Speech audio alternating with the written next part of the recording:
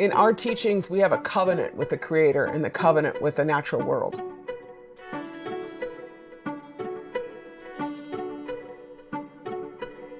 We are responsible for things. We take care of our relatives. We only take what we need and we leave the rest. We're mindful. We don't cause waste. And we're grateful. And so I approach this plant in that same way. And the lack of that gratitude has cost us greatly. And I feel that that plant can help us undo the mess that we've made, but we have to approach it right. You know, because we will get nowhere if we continue with the same aggressive industrial behavior. We will get nowhere.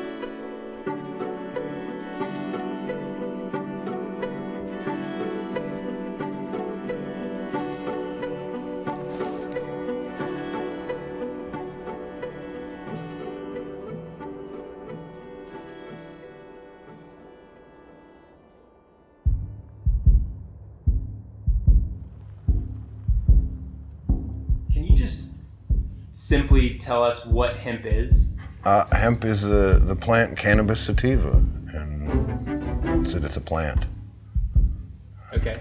Do you want something deep? It's just a plant. Well, hemp is a plant, of course, so it has limitations like all plants do, but if you compare it with many other plants, it has some properties that make it stand out. Industrial hemp is a species or variety of cannabis that contains less than 0.3% THC. How is it different from marijuana? Oh, gosh. It's not the same at all. You will not get high if you smoke hemp. I'm sorry to tell you.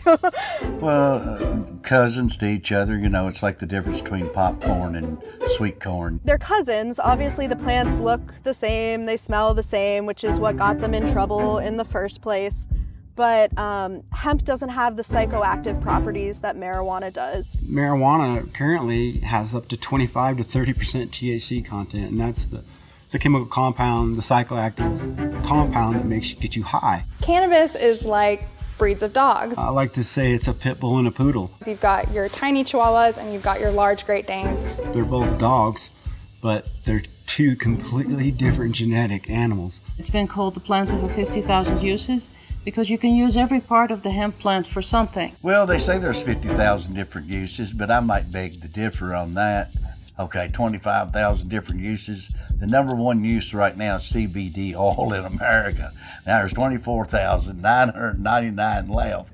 And so we'll start backwards from CBD and we'll go plastics, oil. Fiberboard, hemp concrete, hemp insulation, hemp carpets. The list goes on and on and on. Essentially, your entire house could be made out of hemp materials. You know, you plant the seed and in roughly, 3 months, 4 months later, you have food.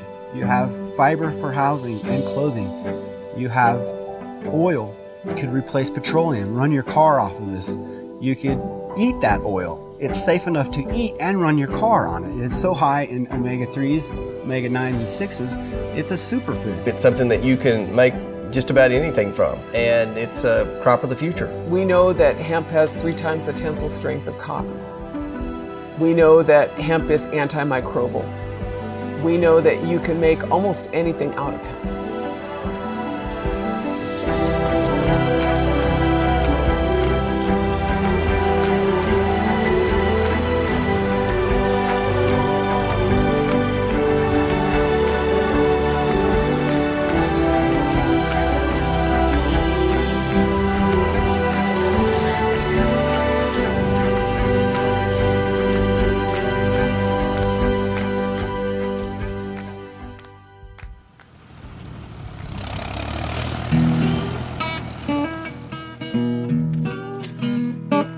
I think that the thing that I'm really the most excited about with this plant is the impact that it can have on our soils. The hemp plant will uptake, chemicals and metals within 1 season. In 5 or 4 months, it can be bigger than a person, and it can have stems this size.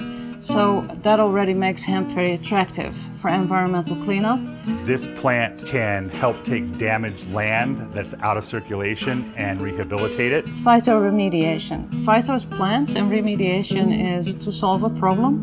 So it's using plants to solve a problem of pollution. Soil health is kind of a big deal, right? Wasn't it? Wendell Berry's wrote that it's the connector of all things in life. I mean, it's where we all start. So I think I get most excited about what it could mean for our soils if we start integrating it into crop rotations in a responsible and respectful manner.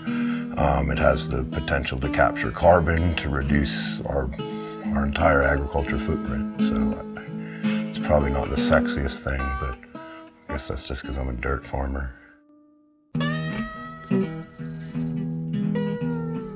It's so interesting. A lot of people didn't know that you grow clothing and that you grow fiber. That's a new concept to a lot of folks. Our goal is to make clothes that last a lifetime and hopefully a couple lifetimes. Ideally, at the end of the day, you can just throw it out in the compost and then it just mulches right back in.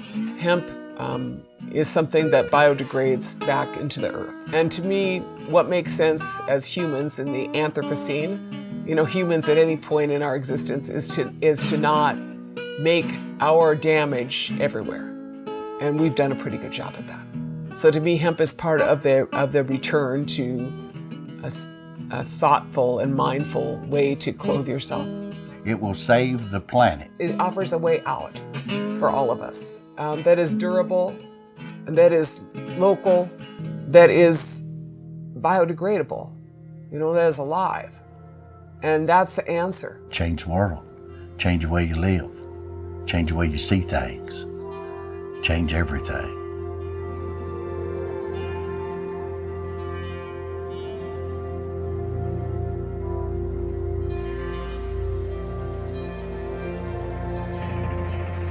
From so simple a seed came the means to carry the whole world to and fro, and he was talking about the cannabis seed, right? Because it made the sails. All this sailcloth that everybody sailed from Europe to America on. They weren't nylon sails, these were hemp sails. In the early days of the colony, it was, you know, it was required to grow it by law. I believe that the Farm Bureau actually required each farmer to grow a 1/4 acre of hemp and a 1/4 acre of linen. You know, and if that practice had continued, we'd probably be in a lot better shape today. And so it was a big part of our country. All our founding fathers grew it. They knew the resource was so important. Hemp was used to pay taxes because it was that valuable to the colonies. Every aspect of American life at that point, hemp was a part of. And as our country grew, so did hemp production. We believe that it was the industrial potential of the cannabis plant that actually stirred prohibition in the long run. When we look at prohibition, that was really what it was about. You had two trains of thoughts in the 20s and 30s. You had Henry Ford with his biological economy ideas, rolling out the Edsel engine with running on soy and canola oil and the hemp car, and then you had the Rockefellers and the Hearsts with oil and petroleum, and we lost. I mean, we lost the battle. Well, they tied it with marijuana. So in that period of time, there was a war between the hydrocarbon-based society and the carbohydrate-based society, the agrarian base. So it's all purely commerce. Plastic, one word. Plastic was also invented at the same time. And 1938, we come up with the Marijuana Tax Act, and we made it illegal. And I believe that big business and timber industry and everybody knew that this was coming. You fund it with big money. You're gonna go looking for the evil weed, and then everybody gets cranked up to go look for the evil weed. Yeah, it was a conspiracy, but it was just a really well done marketing campaign. Follow the money. Follow the money. The Reefer Madness campaign, they actually created, it was a PR campaign that showed how dangerous and potentially harmful marijuana could be. Well, did you watch Reefer Madness? I mean, you know what can happen if you smoke that shit. Marijuana, the burning weed with its roots in hell. So, no wonder it's on Schedule 1. Everyone got scared. Everyone felt wholeheartedly that hemp and marijuana should be illegal, so there wasn't much backlash or argument for that move either. Hemp should never have been a controlled substance. There was a lot of misinformation. We didn't have the education levels. People didn't know what THC was, much less how do you determine THC. Mostly it's a Schedule I drug because it's very dangerous. You know, people start using it and they make their own fuel and they don't buy things. And I think that's pretty much the industrialized machine and lobbyists. I think it's the same thing that happened with the oil company and roads and freeways versus public transportation, et cetera. And we've been on the sharp end of the stick. I can tell you from being in Congress, there are very, very, very few issues that attract people from both ends of the spectrum. Industrial hemp was that one issue. When you have in Congress, in the Senate, an amendment for any issue that's sponsored by Ron Wyden and Mitch McConnell, then you've got a pretty good issue there because that's both ends of the political spectrum. And I think if we could find more issues like that in America, we'd be in a lot better shape. So it's softened up. And so it's a time now to stand up in America. And I think if you get out there today and really look at the world as it's coming around to the hemp issue, we are becoming more enlightened. And the politicians are having to listen to us.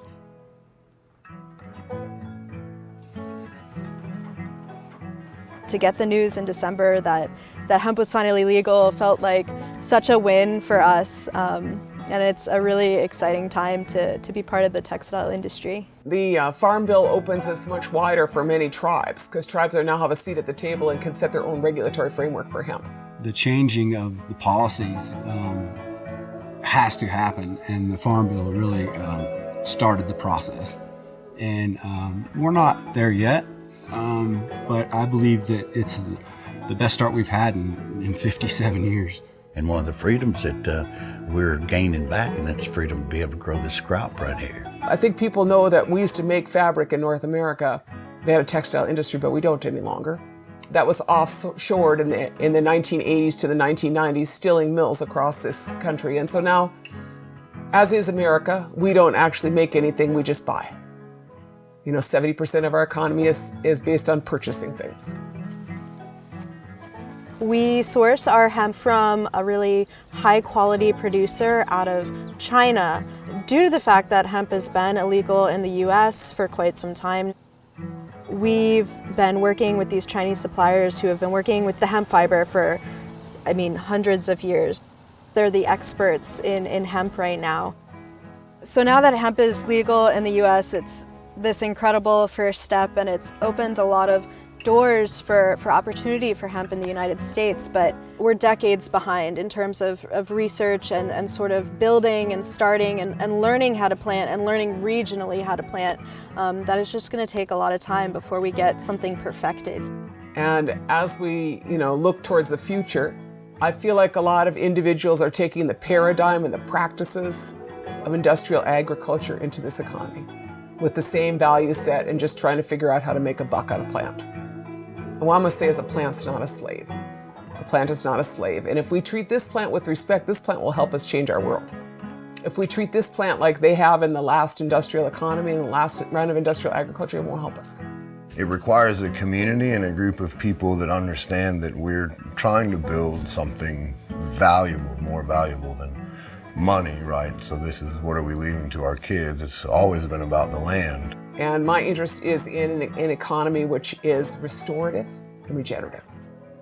Not an economy that figures out how to keep this level of consumption up or keep this basis and paradigm up. A plant is just a plant. And, I think that it comes down to us wanting better. And, it's great to have a tool that could provide so much, but if it just becomes another rotation in a conventional corn and soybean plot, then it's nothing. And so from my perspective, I want to be on this earth for my lifetime. I don't want to leave stuff here that's for 5,000 years. That's not right. And so I want to be part of the people that do the right thing, and we wear clothing that is not going to destroy the environment.